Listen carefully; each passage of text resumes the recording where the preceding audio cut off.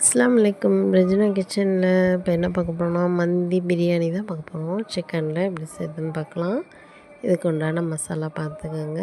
மிளகு, ஜீரகம், கொத்தமல்லி, பட்டை, கிராம்பு, ஏலக்காய், ஜாதிபத்திரி எல்லாம் போட்டு பொன் வரப்பெல்லாம் வறுத்து எடுத்து அரைச்சி வச்சுக்கோங்க. இந்த மாதிரி தூள் பண்ணிக்கோங்க.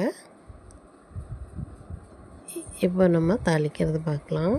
சட்டியில் எண்ணெய் ஊற்றி பிரிஞ்சி இலை போட்டுக்கோங்க. வெங்காயம், பச்சை மிளகா, பூண்டு போட்டுக்கோங்க. கொஞ்சமாக வதங்கினதுக்கப்புறம் அந்த அரைச்ச பொடியில் ஒரு ஸ்பூன் போட்டுக்கோங்க.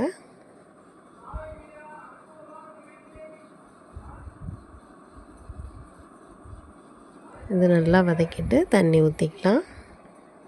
இஞ்சி பூண்டு போட்டுட்டு அதையும் வதக்கிட்டு தண்ணி ஊற்றிக்கலாம். நான் 2 கப்படி அரிசி எடுத்திருக்கேன். 4 கப்படி தண்ணி ஊற்றிக்கலாம். அதில் கொஞ்சமாக மஞ்சத்தூள் போட்டு நம்ம சிக்கன் கழுவி வச்சுருக்கிறது அதையும் போட்டுடலாம்.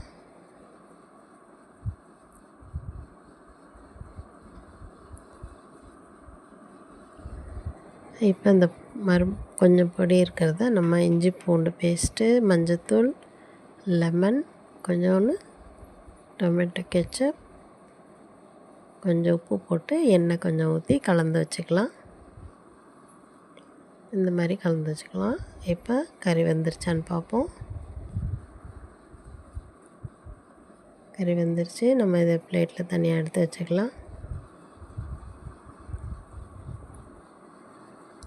இப்போ எடுத்து வச்சுட்டு இந்த தண்ணியில் நம்ம அரிசி போட்டுக்கலாம். இந்த ஸ்டேஜில் நீங்கள் உப்பு பார்த்துக்கோங்க. இந்த மசாலா இதில் போட்டு பரட்டி வச்சுக்கலாம். இப்போ கொஞ்சம் தண்ணி கம்மியாக இருக்குது. கம்மியாக சிம்மில் வச்சு நம்ம கொதிக்க விடுவோம்.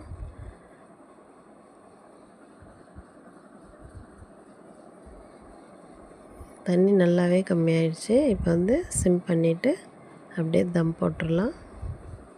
சிக்கனை இந்த மாதிரி வறுத்து எடுத்துக்கலாம். சாப்பாட்டுக்கு சைடிஷ் இந்த சட்னி தான்.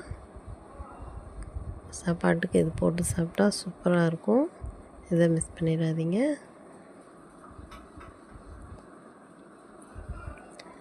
நல்லா வந்துருச்சு. இப்போ நம்ம இந்த சிக்கனை வறுத்து வச்சுருக்கிறத மேலே அடுக்கி வச்சுருவோம்.